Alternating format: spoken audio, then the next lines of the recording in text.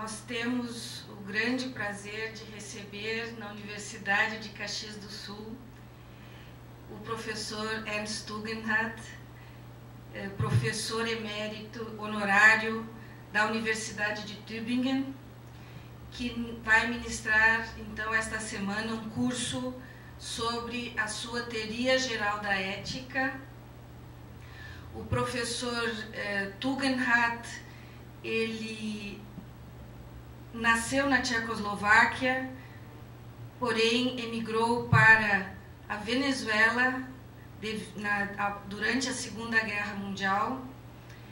Após algum tempo, retornou à Alemanha para seus estudos de filosofia na Universidade de Freiburg e se doutorou escrevendo uma tese sobre os conceitos fundamentais da filosofia de Aristóteles. Após isso, em Tübingen, fez sua habilitação e escreveu sobre o conceito de verdade em Husserl e Heidegger.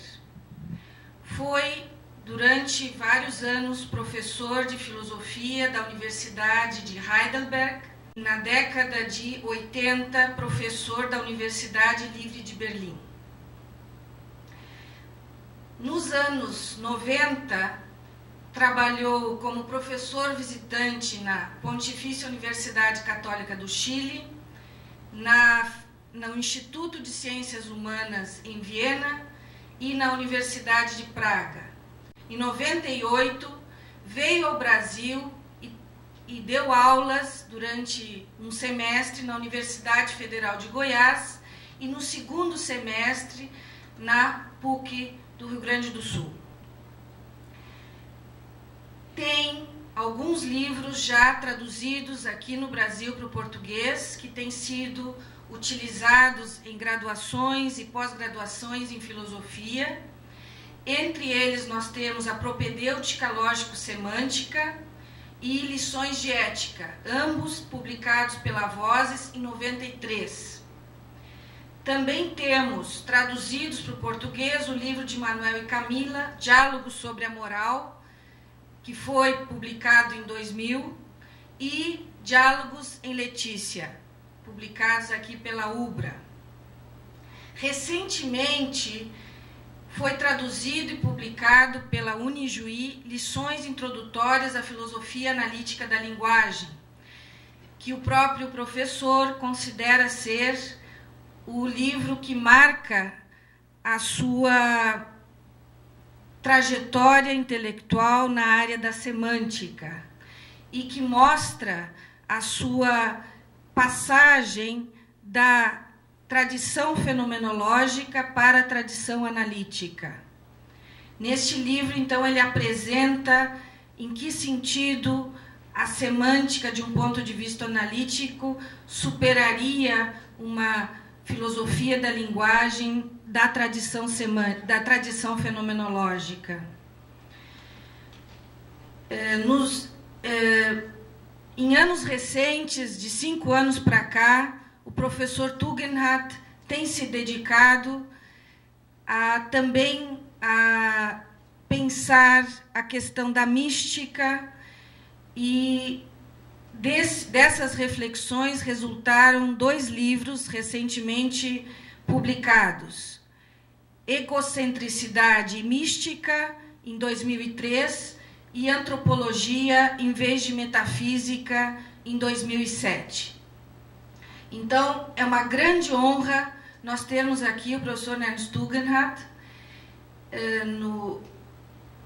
no nosso curso de filosofia, departamento de filosofia da Universidade de Caxias do Sul, que vai, então, nos apresentar as suas principais ideias na área da ética, que foram desenvolvidas durante as últimas 3 décadas. É um prazer tê-lo aqui, professor Tugendhat Ernesto. Eu estive muito satisfeito da discussão que havia ontem. Eu espero que vai continuar assim. eu pensei que tinha nível muito bom. A principal coisa que eu disse ontem foi: tem vários usos de essas palavras muito importantes para o entendimento do que queremos dizer com moral, tanto bom como ter que, o dever, e que ambos têm um sentido quase absoluto. Eu o chamei gramaticalmente absoluto, quer dizer, gramaticalmente, como se viu na discussão depois, eu não queria dizer que foi uma característica especial da gramática, senão da semântica, não da sintática. Quer dizer que nosso entendimento dessas frases tem sempre um complemento. E a pergunta simplesmente é se isso significa que aquele outro uso dessas palavras, bom e ter que, não também estão relativas a algo. Como parece relativamente natural. Tem poucas pessoas, como uma pessoa famosa, que foi Kant, que pensou que tem um sentido absoluto. Depois, ojalá vamos poder falar um pouco de Kant mais tarde, se isso faz qualquer sentido. Depois, eu sugeri que pode ajudar a referir-se ao sentido em que se fala na sociologia e etnologia de moral como pressão social. E isso significaria que esse uso absoluto dessas palavras é aparente, se refere a aquela coisa que é exigida reciprocamente numa sociedade. O que eu quero fazer primeiro hoje é explicar isso mais detalhadamente, porque, como já disse, para a filosofia, falar simplesmente de pressão social é completamente insuficiente, é só um começo. Primeiro, temos que esclarecer o que significa essa pressão social e depois vamos ver que isso contém em si certas diferenciações que levam a conceitos ou aspectos que já não são tão obviamente de pressão social, mas tem que ver sempre de alguma maneira com ela, como vamos ver. O primeiro passo foi que eu disse que essa pressão social, quando falamos de exigências morais, isso faz tudo. Exigência moral é claro que a moral consiste em exigências. A pergunta é só de que tipo são. E naturalmente se vai fazer uma diferenciação entre exigências morais e exigências jurídicas do direito penal. Então, se tem que, em ambos casos, se trata de uma sanção, a qual eu disse que sempre quando temos essas palavras dever ou ter que, para entender que sentido tem, temos que perguntar-nos o que passa a pessoa quando não atua como deve ou tem que, nesse sentido. No direito penal vai ser castigado. Em outras coisas, simplesmente não vai poder cumprir seus fins. Na moral, na minha opinião, isso já é um certo ponto que vocês podem criticar, consiste em um tipo de afetos mútuos. Quero repetir que não se trata de dizer em que consiste a indignação em geral ou o sentido de culpa em geral. É, por exemplo, bastante óbvio que o sentido de culpa que tem uma criança pequena e que depois é importante na situação neurótica, não é desse tipo reflexivo. Bom, tem diferentes sentidos de sentido de culpa. E aqui eu estou usando essas palavras de uma maneira terminológica. Isso é o direito de um filósofo, é também uma necessidade de dizer, vamos definir essas palavras em nosso contexto assim. Mas agora quero dizer algumas palavras primeiro sobre o conceito de afeto em geral e depois ver como estes afetos, que eu chamo de sentimentos morais, isso é uma palavra perigosa, como vamos ver, porque é ambígua a sua vez, entra nesse conceito. Eu me baseio na pergunta que é um afeto sobre Aristóteles, que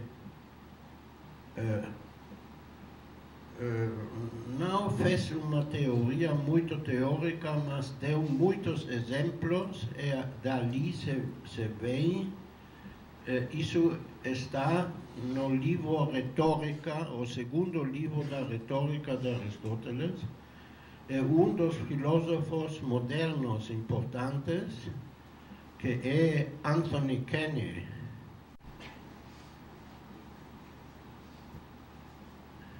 Ele tem um livro que se chama Action, Emotion and Will, ação, emoção e vontade. Ele é um dos filósofos modernos da filosofia analítica que retomam essa teoria de Aristóteles. E a teoria de Aristóteles consiste no seguinte: Aristóteles distingue os afetos de sentimentos simples de prazer ou dor. E diz que um afeto é um sentimento de prazer ou dor, ou de ambos, que está dirigido a uma proposição. Uma proposição quer dizer a uma coisa de Estado, a uma situação. E o interessante é, então temos o seguinte, temos o sentimento, dor ou prazer, dirigido a uma proposição em que aparece as palavras mau ou bom. Eles normalmente têm o sentido para a pessoa que tem. Vou dar dois exemplos. Um é o temor. Como se define o temor? Aristóteles o define como dor relacionado a bem futuro para a pessoa. Por exemplo, eu tenho temor que tal e tal coisa que eu considero como mal para mim me vai suceder no futuro. Tudo isso que eu disse agora é a proposição. E nessa proposição aparece a palavra mal. Outro exemplo seria a inveja. Quando invejo,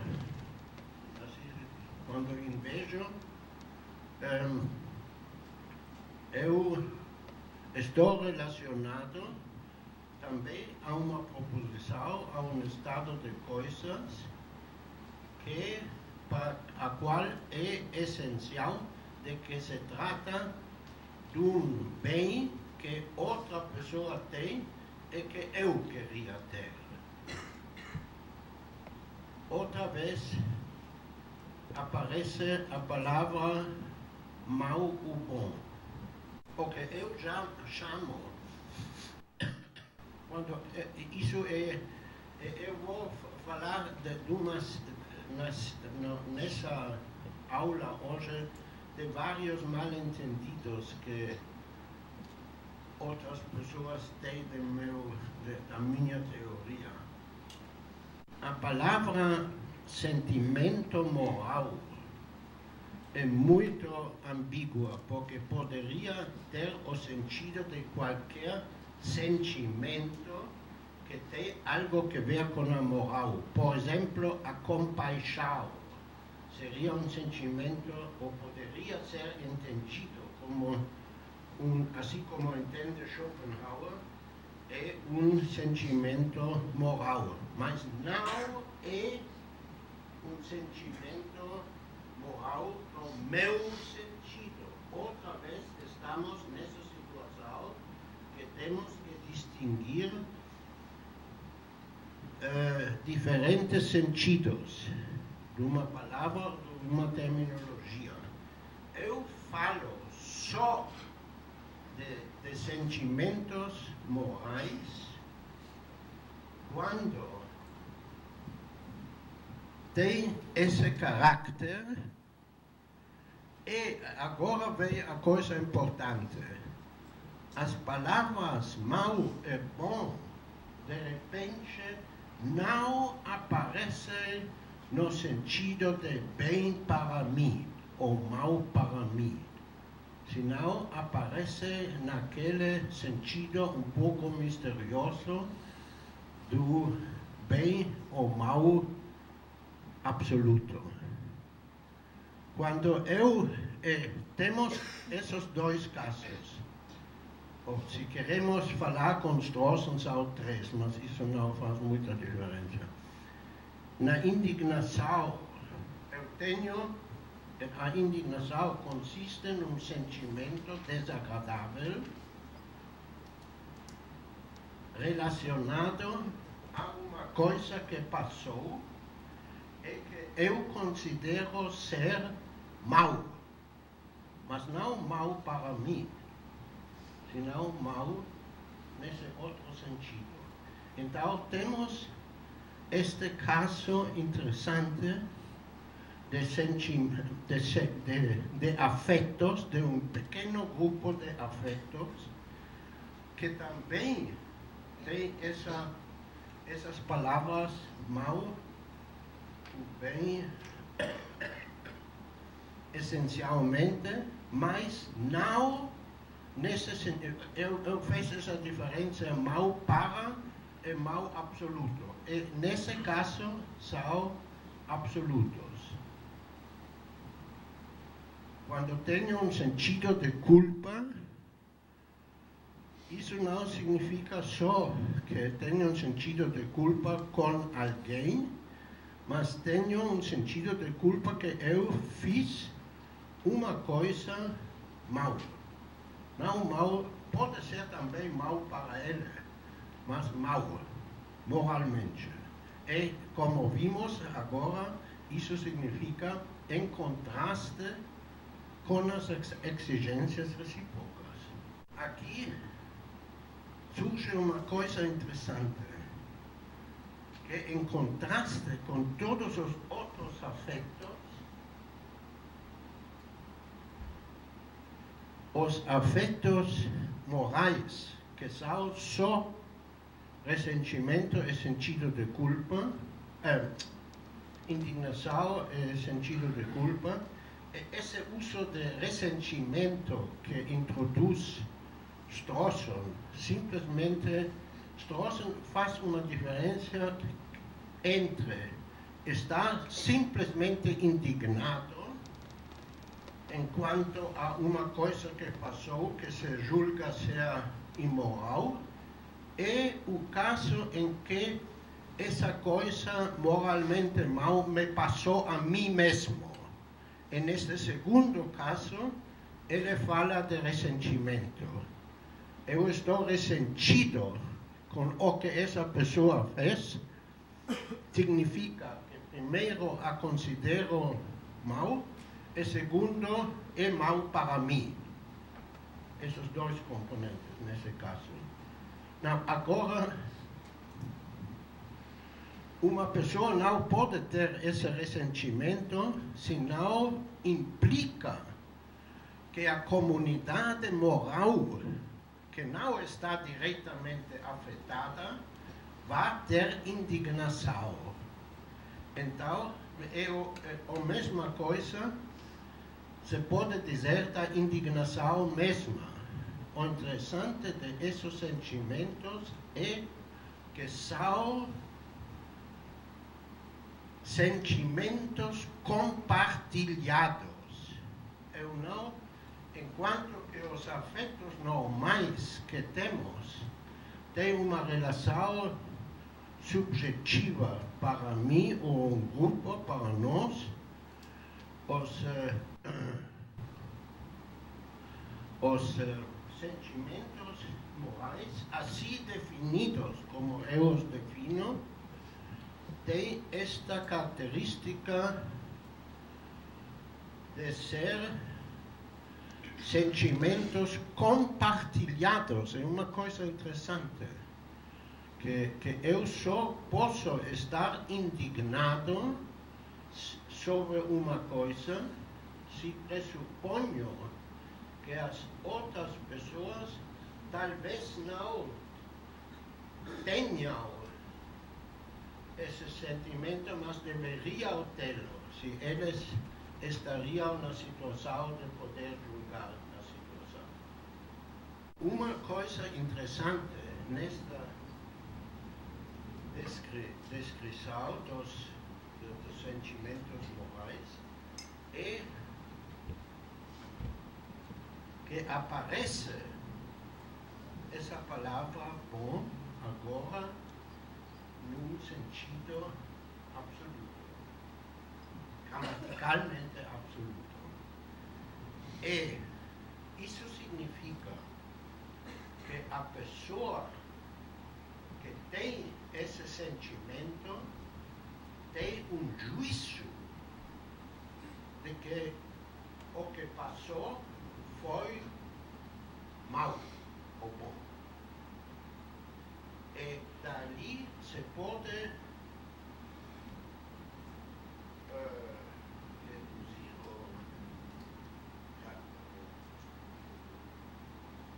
tirar sentido, conceito de bom moral. E ali eu faço uso, eu já escrevi isso em vários lugares, de uma definição do bem moral que se encontra em John Rawls, na sua teoria de justiça, no parágrafo 66. Ele diz, quando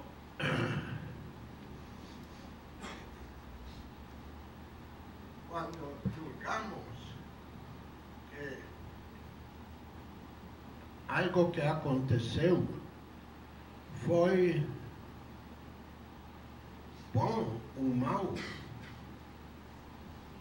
isso significa que foi em contradição do que esperamos uns dos outros. Vocês veem que essa definição está estreitamente conectado com o que eu disse das exigências recíprocas. Quer dizer que não se trata de uma coisa simplesmente de uma pessoa com algo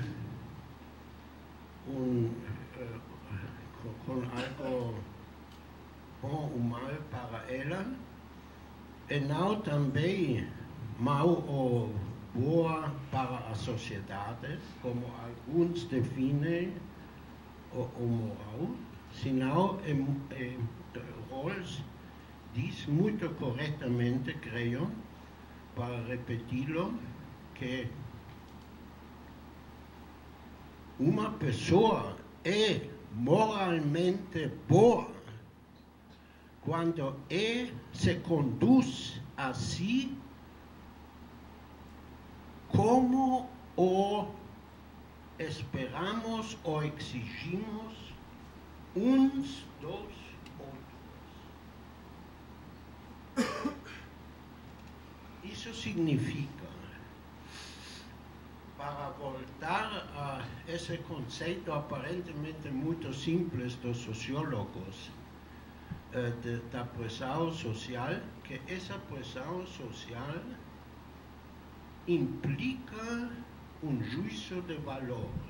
Esse juízo de valor tem um sentido muito especial que se pode explicar com essa definição de Rawls.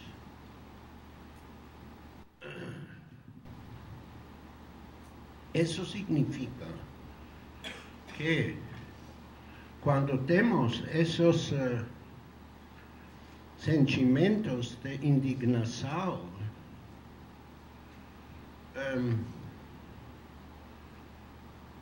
está implicado sempre uma desaprovação. Quer dizer que julgamos que é mau, nesse sentido. E, complementariamente, a atitude moral implica a possibilidade de uma aprovação.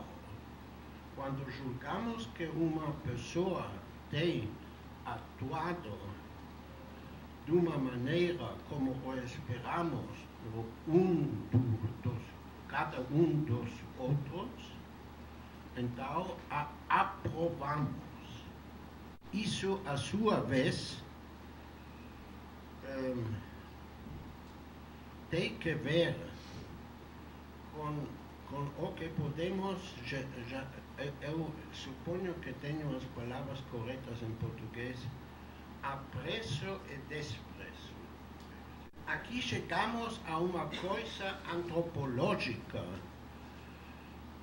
Eu ainda não usei a palavra antropológico antes, mas esse livro que meu último livro, que se chama Egocentricidade e Mística, tem o subtítulo Um ensaio em antropologia. Eu creio que a temática central da filosofia consiste em esclarecer atitudes e aspectos fundamentais dos seres humanos, e que todas as outras disciplinas filosóficas se relacionam a isso.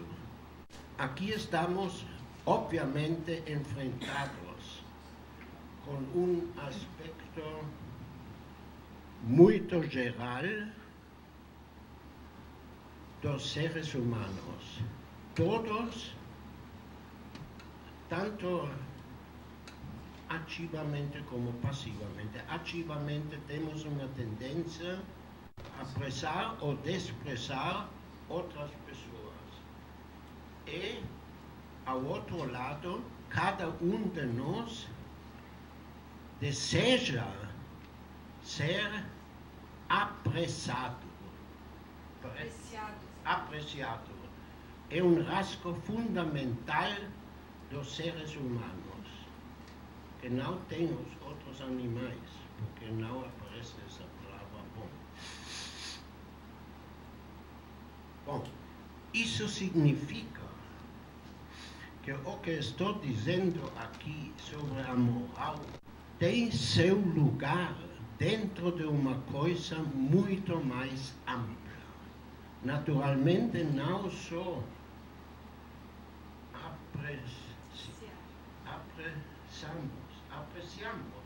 apreciamos e desprezamos outras pessoas moralmente, senão em muitas funções.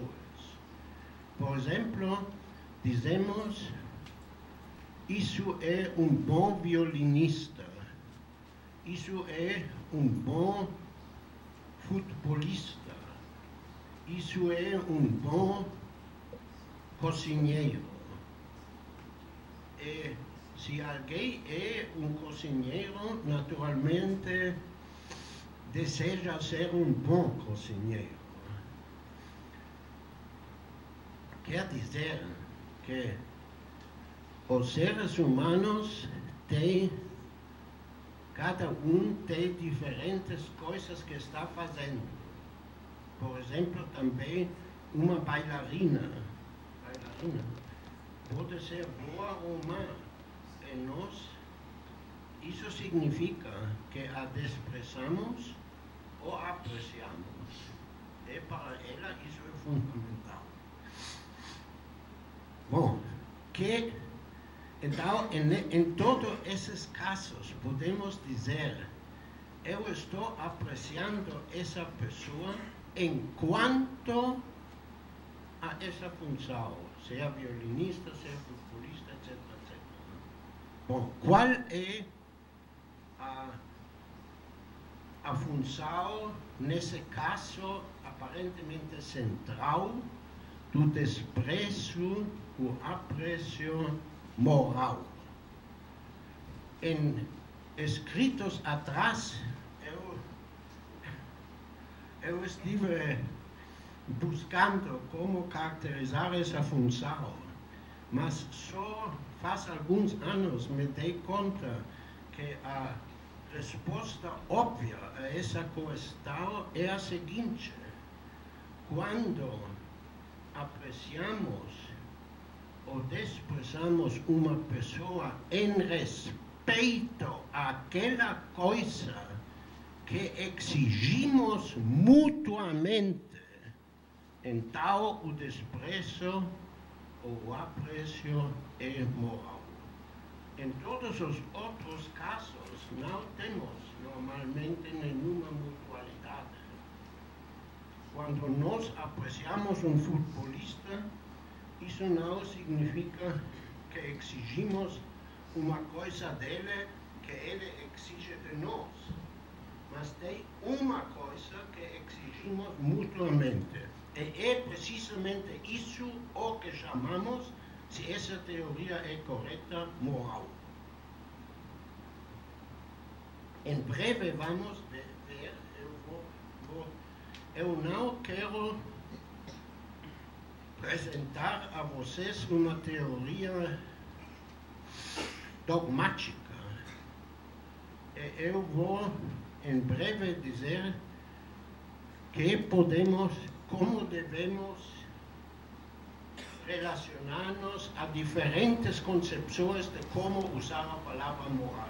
Isso, mas no momento podemos dizer, em caso que a moral consiste em exigências recíprocas, então as coisas são assim. Uma distinção muito importante.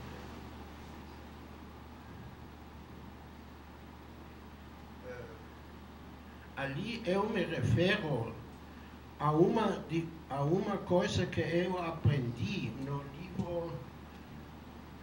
Tem um livro famoso de Adam Smith, Moral Sentiments. Não, Smith. Adam Smith. É século XVIII.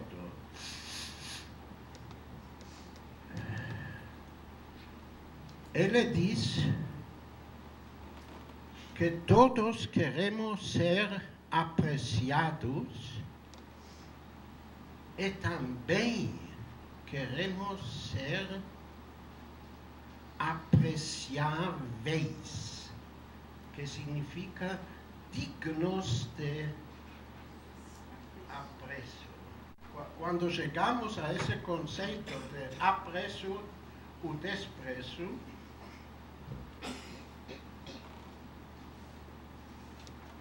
temos duas possibilidades.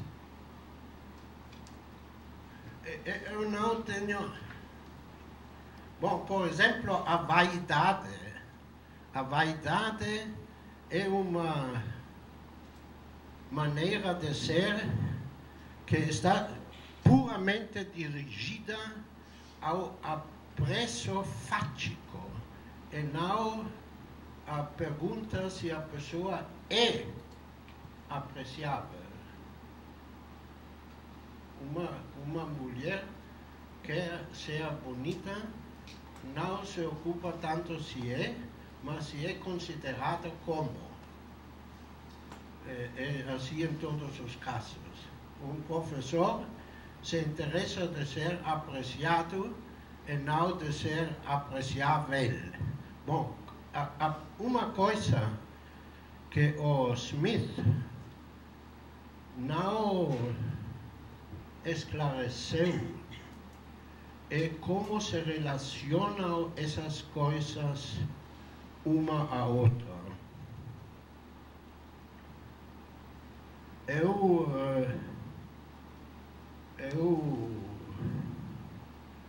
fiz uma teoria sobre isso no meu último livro, Egocentricidade Mística, no capítulo 4, que ainda lamentavelmente não está traduzido ao português, mas está em espanhol. Não sei se é necessário entrar nisso, mas como vocês verão, essa coisa de optar para a apreciabilidade em vez do apreço será uma coisa muito importante, e ali entramos, pelo menos em um primeiro ponto, em essa coisa que muitos de vocês pensaram que não se vai poder fazer no meu método da autonomia, porque a autonomia nesse caso consiste em que a pessoa não deixa ao lado tudo isso de apreço e desprezo, não. Nós não estamos capazes disso, exceto se somos místicos puros. Mas na vida normal, nós estamos condenados a relacionar-nos a essas coisas muito fundamentais no nosso relacionamento a nós mesmos. Mas temos a possibilidade temos aqui uma bifurcação. Eu vou falar muito de bifurcações nas próximas aulas. Temos aqui uma bifurcação entre querer ser apressado e querer ser apressável.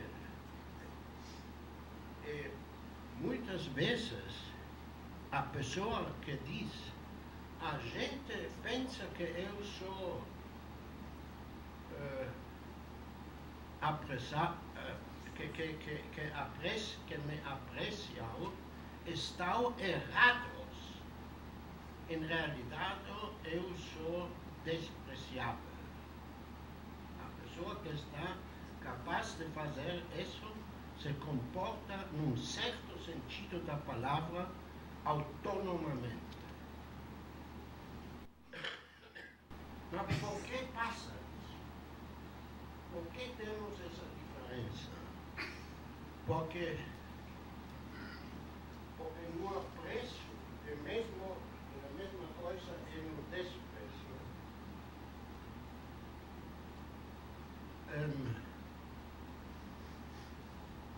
Está contida uma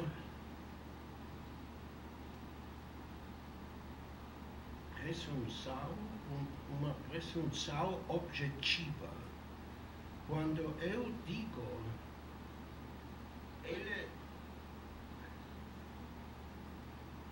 o desprezo a ele, então eu digo, ele é mau.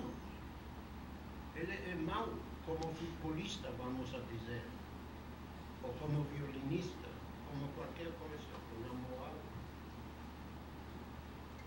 Mas quer dizer que quando nós apressamos a outra pessoa, atuamos nós de uma certa maneira, temos uma certa atitude, mas essa atitude é subjetiva, mas também tem uma implicação objetiva. Então, o que passa para ele é a mesma coisa se eu tenho qualquer opinião. Se eu tenho a opinião que B, que uma coisa seja assim, então eu creio que assim é. Mas a outra pessoa pode pensar, isso é a opinião subjetiva dele. E a pergunta para mim é se verdadeira, se a opinião é correta ou não. Bom, isso passa igualmente no apreço e desprezo. O violinista que está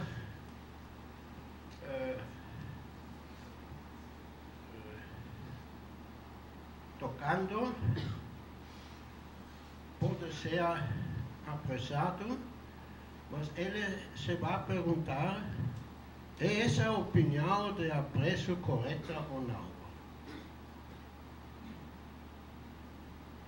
E por isso surge a diferença entre apreço e apreciável. Porque isso significa,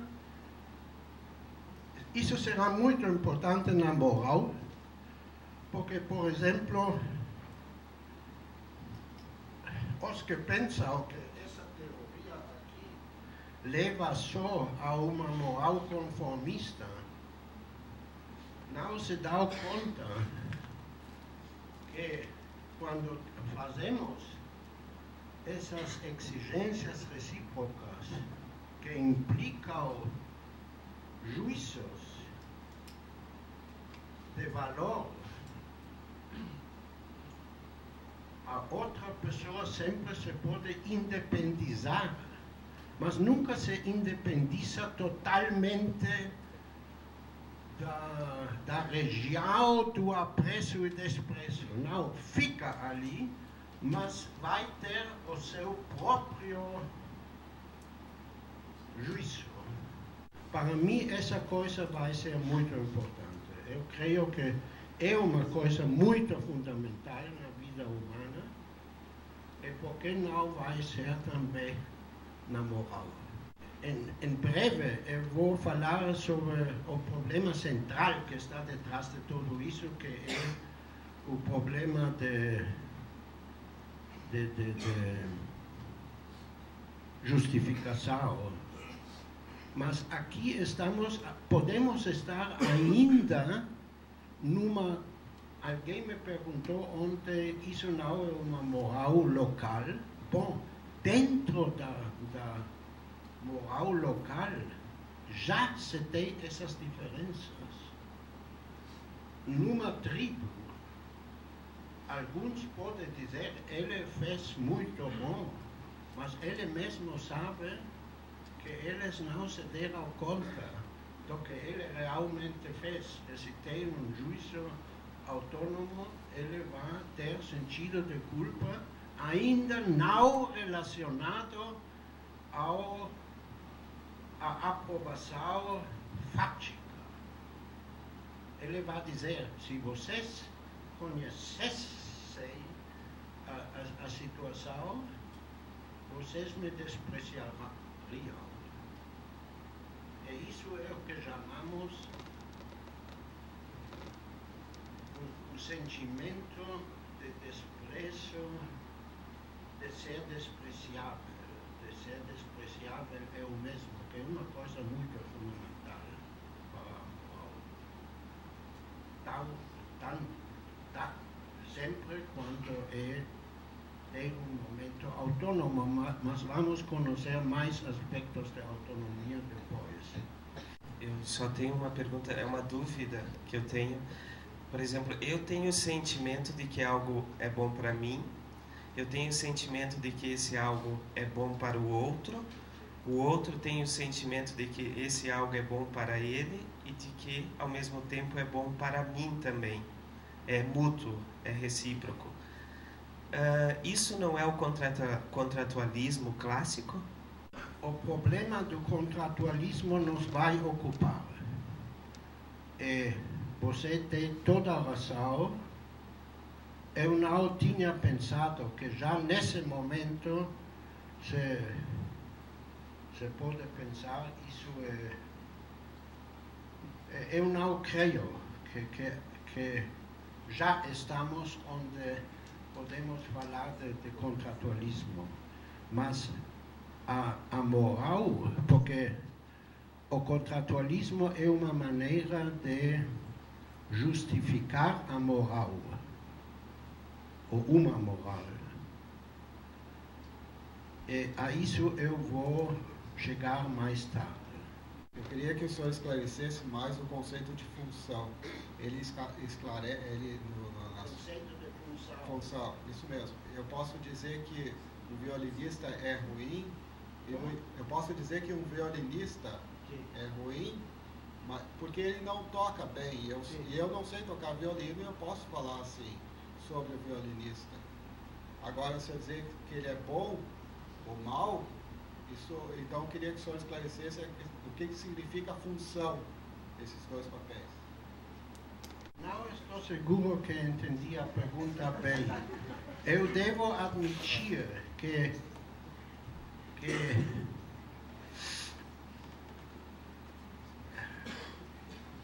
a palavra função é mais geral,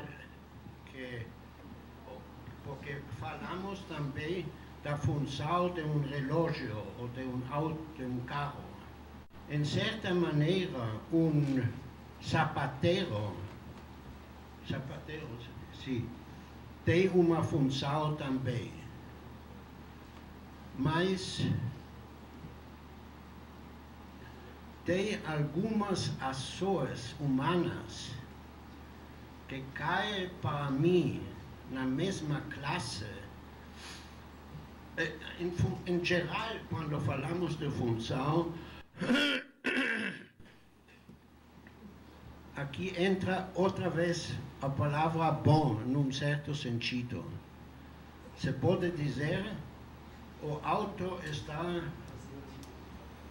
é bom em relação com sua função. O relógio é bom se faz o que deve fazer para o que está feito. Se temos um violinista ou uma bailarina, isso são ações que nesse sentido não são funções, creio.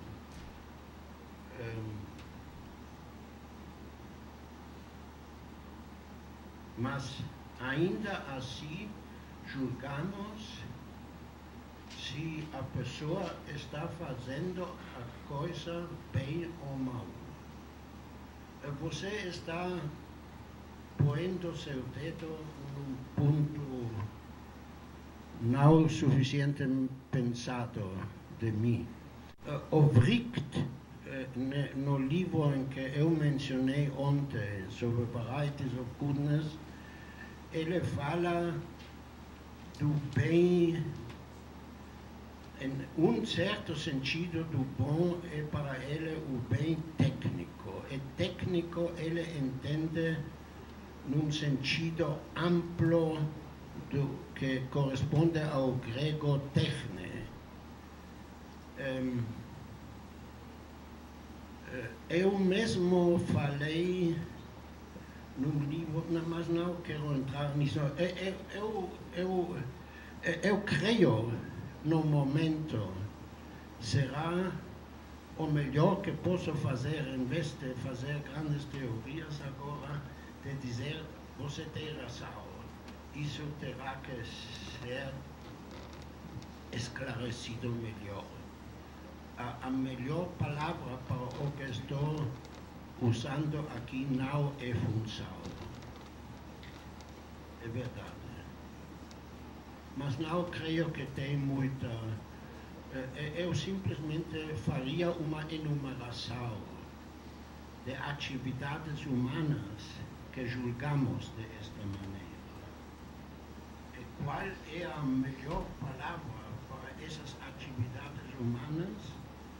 Eu posso deixar aberto no momento. Que é, por exemplo, um bom funcionário do governo. Ele que faz certas coisas bom, mas pedimos mais aspectos dele. Ele se deve comportar de uma certa maneira com o público, etc. Então, não se trata só de cumprir a função bem. Isso vai aparecer muito. Eu estou muito agradecido a perguntas assim, porque se vê que certas coisas não estão suficientemente elaboradas. Nesse caso, eu não penso que tem muita consequência. Porque também esse caso central para nós agora, que é a ação moral, eu disse que o característico da ação moral, em contraste com essas outras pessoas, como do violinista, futurista, etc., é que é bom ou mau em respeito às exigências recíprocas. Não aparece uma função, realmente. Eu tenho um pequeno parágrafo aqui, que é uma coisa que eu já elaborei antes, mas talvez eu poderia omitir, mas contei algumas coisas que ajudam. Já no meu livro que escrevi faz 15 anos sobre ética, que em muitas partes é errado, mas tem coisas boas ainda. Eu fiz essa diferença para mostrar que a moral não é simplesmente uma coisa que não se trata simplesmente de uma coisa de conformismo. Eu dei 2 exemplos. Se trata, em ambos casos, de reformadores morais. Se a moral fosse uma coisa puramente conformista, não poderíamos ter um reformador. Eu dei como exemplo primeiro Jesus. Jesus foi, pelo menos em parte, um reformador moral. Isso significa que ele se encontrou numa sociedade moral em que se tinha certas opiniões sobre o que é bom ou mau moralmente. Ele disse, isso significava, na minha teoria, que a gente se indignava de certas coisas e de certas outras coisas não. E ele disse, vocês estão errados não em indignar-se, mas o objeto de sua indignação é incorreto ou pelo menos insuficiente. Vou dar outro exemplo que talvez ajude mais, porque tem um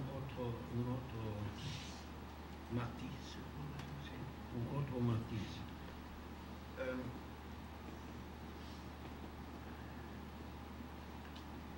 Eu já disse ontem que aqui o problema do vegetarianismo e da ética em relação aos animais não é tão importante como nos países nórdicos, mas isso não é importante. Tem uma certa divisão em nossa sociedade, em todas as sociedades ocidentais modernas, em que alguns, sejam muitos ou poucos, pensam que se deve ser vegetariano. Eu uso agora a palavra vegetariano. A palavra vegetariano se pode usar em diferentes sentidos, porque só significa que não se come carne. Mas eu uso a palavra no sentido de que se pensa que temos deveres para os animais.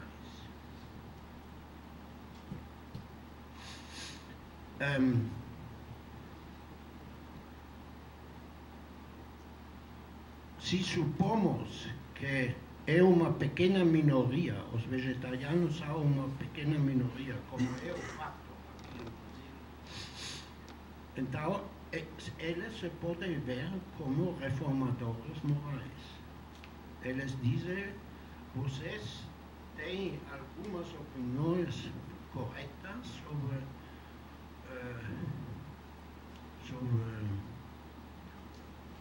as coisas para as quais se deve ter indignação, mas tem outros que vocês não têm. Agora, o caso do vegetariano é interessante por a seguinte razão. Eu conheci vegetarianos que dizem, eu não como carne.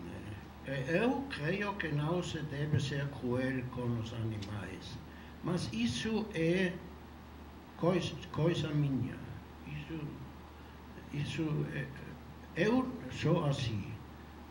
Eu creio que talvez eles ainda dizem eu tenho o dever, mas eles não vão intentar dizer que todos devem ser assim. Bom, segundo a minha concepção de moral, a concepção dessas pessoas não é uma moral. Aqui eu estou fazendo uma declaração aparentemente dogmática. Eu digo, essa pessoa que só faz seu vegetarianismo para si próprio, tem uma máxima de como quer ser, mas não é uma concepção moral. Por que digo isso? Porque para mim, o característico de uma moral é sempre a exigência recíproca. E se uma pessoa, a pessoa não tem que submeter-se às exigências recíprocas existentes, mas tem, se é uma reformadora, tem que fazer ela mesma exigências recíprocas. Ela vai dizer, não só eu não como carne, mas todos não devem ser assim. Isso é uma consequência da minha teoria, como a desenvolvi até agora. Agora vem o oponente e vai dizer, por que eres tão dogmático? Por que não concedes que também essa pessoa que só faz isso para si mesmo tem uma concepção moral? Aqui eu estou num ponto fundamental. A minha maneira de responder a isso é tolerante. Eu vou fazer a diferença entre M1 e M2. Eu vou dizer, se você quer ou se você quiser, não sei. Quiser. Se você quiser, define a moral desta maneira, que é uma máxima que uma pessoa se faz para si mesmo, sem nenhuma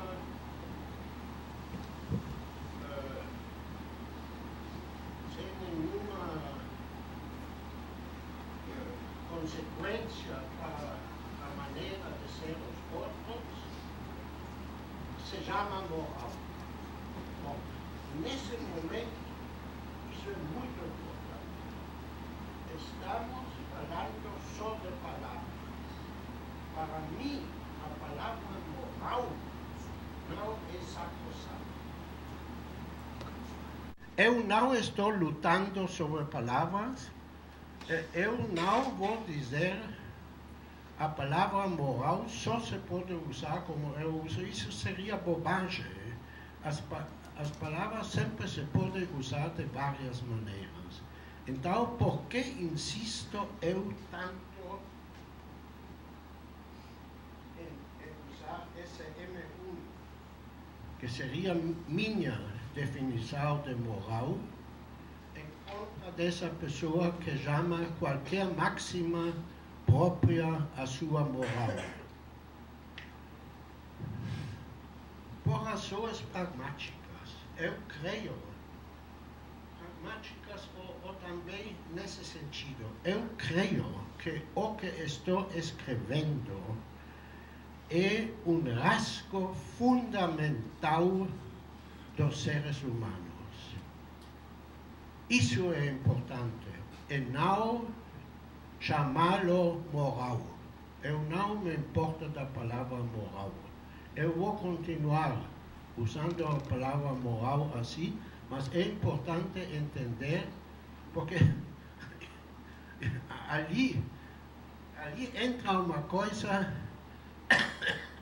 que leva nas discussões filosóficas a absurdidades. Não existe uma coisa que é moral. Mas moral é uma palavra, não é uma coisa.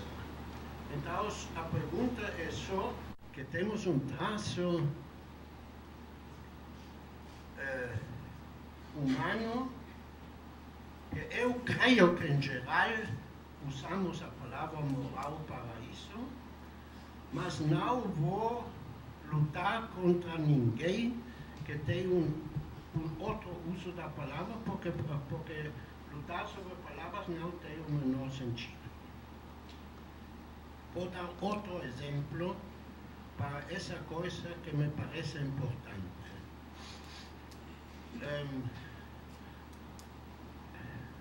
Na sociobiologia aparece um sentido de moral que significa mais ou menos altruísmo. Quer dizer que vamos chamar um comportamento de um animal ou de um homem altruísta quando está proveitoso, está bom para outros. Essa é a diferença entre egoísmo e altruísmo. Então, aqui teríamos um terceiro M. Seria um M3. Isso é só, podemos continuar, M4, M5. Mas esse caso fez muita discussão errada, não? Porque o que chamamos moral nos humanos tem aspectos que, em minha opinião, pertenecem aqui. Naturalmente, o altruísmo também vai aparecer aqui, mas não na definição. Por que não? Porque dentro da pluralidade de morales que temos na história humana, os deveres para si mesmo tinham uma importância grande. Aqui temos um ponto onde temos que distinguir duas coisas. Uma sociedade moral exige um do outro de comportar-se de uma certa maneira. Mas isso não se relaciona só ao altruísmo.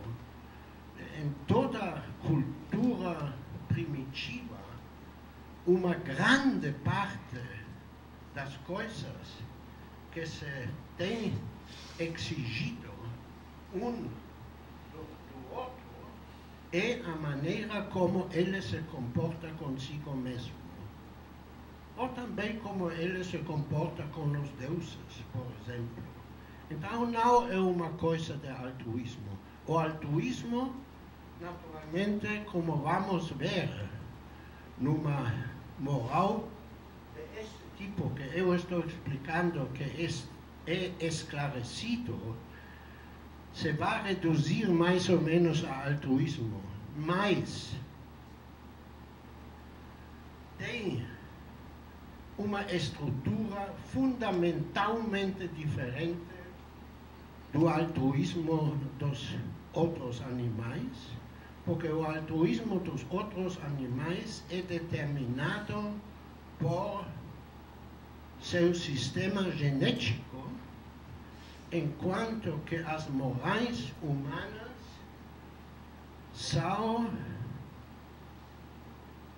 determinadas, como disse até agora, de exigências recíprocas, mas também essas exigências recíprocas estarão determinadas à sua vez, como vamos ver agora, por razões. E isso faz uma estrutura totalmente diferente que o altruísmo no resto do reino animal. Eu não digo que não se pode usar o altruísmo como o que é moral, mas aqui eu sim diria que por razões pragmáticas de como se pode esclarecer bem as coisas, não é muito útil dizer que devemos identificar moral com altruísmo. Porque se fosse assim, todas as morais tradicionais não estariam morais. Porque a grande parte delas não consiste em exigências altruístas. Com essa coisa que eu disse sobre os reformadores morais, já toquei um problema que será o meu problema principal da próxima aula, a justificação. Então, isso será a temática para amanhã. É fácil ver que isso também é uma coisa completamente diferente dos outros animais. Naturalmente, não existe uma espécie animal onde o comportamento moral, em aspas, altruísta, tem que ver com justificações. Os animais não justificam nada. O que teremos que perguntar-nos que significa justificação, que muitas vezes entendemos em relação com justificação de asserções, frases assertóricas. Que sentido tem de justificar uma moral? Mas isso vai ser agora o ponto importante. Ali, quando vamos ter desenvolvido isso um pouco, ali vai vir a necessária confrontação do que eu penso que como se tem que justificar com, por exemplo, o contratualismo. Eu mesmo penso que uma parte, um fator importante, mas não o único, da justificação da moral, que não fosse religiosa e contratualista. Mas isso não é importante, isso só é uma antecipação. Quando o senhor fala e cita Adam Smith, que o senhor cita que ele fala, parágrafo 66, né? Todos queremos ser apreciados e apreciáveis, mas ele não coloca bem como se relacionam essas coisas. Aí o senhor coloca a questão do apreço, o senhor depois coloca a questão do apreço como uma bifurcação. É nesse sentido de serem, como nós somos apreciados e apreciáveis? O que eu queria mostrar foi só que temos as duas possibilidades. E eu tentei mostrar por que as duas possibilidades existem. Isso não são simplesmente dois compartimentos, senão o apreço mesmo conduz à possibilidade de ter uma relação autônoma, que significa estar mais interessado em estar digno de apreço que ser apressado. E agora você, se eu entendi bem, me faz a pergunta: o que tem que passar com o indivíduo para ir de um ao outro? Ali não tenho uma boa teoria. Isso significa como explicar o passo da convencionalidade a autonomia. Tem um problema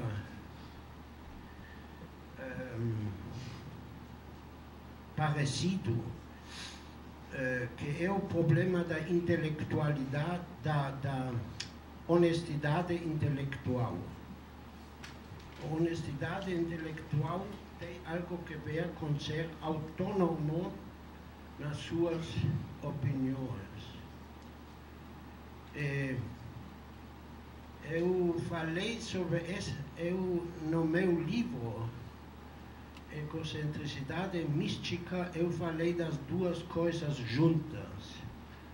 Depois, agora, no meu último livro, eu escrevi um novo ensaio sobre honestidade intelectual, em que eu pensei que eu fiz erros no livro. E a nova teoria que tenho também não me satisfaz. Eu creio que você está pondo um dedo numa ferida de mim. Eu tenho duas coisas que ainda quero fazer quando terei tempo livre outra vez. Um é de isso sobre o que estamos falando aqui, e sobre o qual vou falar hoje na conferência. Eu estarei feliz se vocês poderiam participar nessa conferência, porque terá muito que ver com o problema da maneira como eu me distingo do contratualismo. É também um ponto traumático em mim. Eu ali estou fazendo um novo intento de esclarecer essas coisas básicas da moral. Isso é uma coisa sobre a qual eu quero escrever mais. E a outra é essa que você, se a entendi bem, está colocando como entender a autonomia humana neste sentido. Eu escrevi várias vezes na minha vida sobre o que eu chamei honestidade intelectual. Estou insatisfeito com tudo. Assim que, em várias ocasiões eu vou responder a perguntas como eu respondi agora.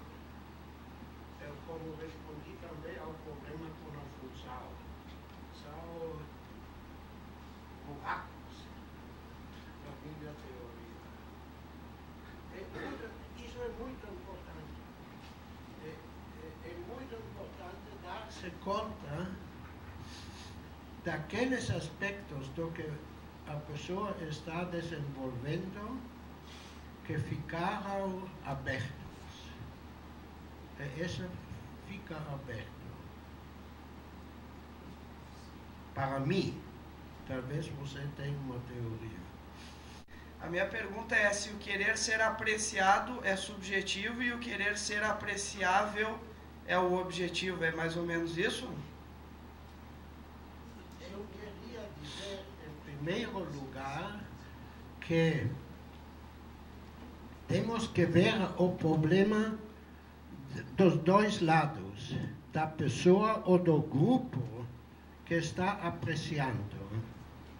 E o outro é de ver a coisa do lado da pessoa que está apreciada.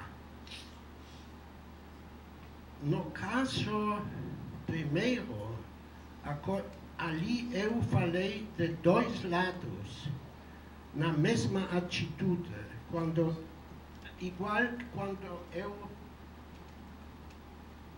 articulo uma opinião eu sempre penso, assim é a coisa. Então, tem um aspecto objetivo.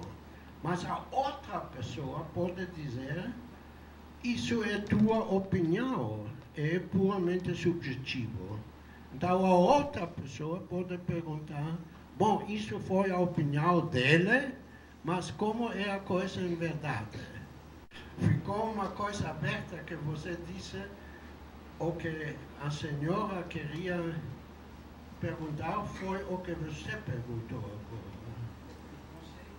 Enquanto que eu pensei que ela fez uma pergunta além do que eu tinha explicado. E isso, muitas vezes, a pessoa, eu penso, como eu sei que tenho buracos, quando uma pessoa diz algo, eu estou mal entendendo, porque penso que já me está atacando no meu buraco. Numa sociedade de massa como a nossa, de consumo, o que significa ser apreciado ou apreciável? Quando os meios de comunicação manipulam as opiniões das pessoas, etc, etc.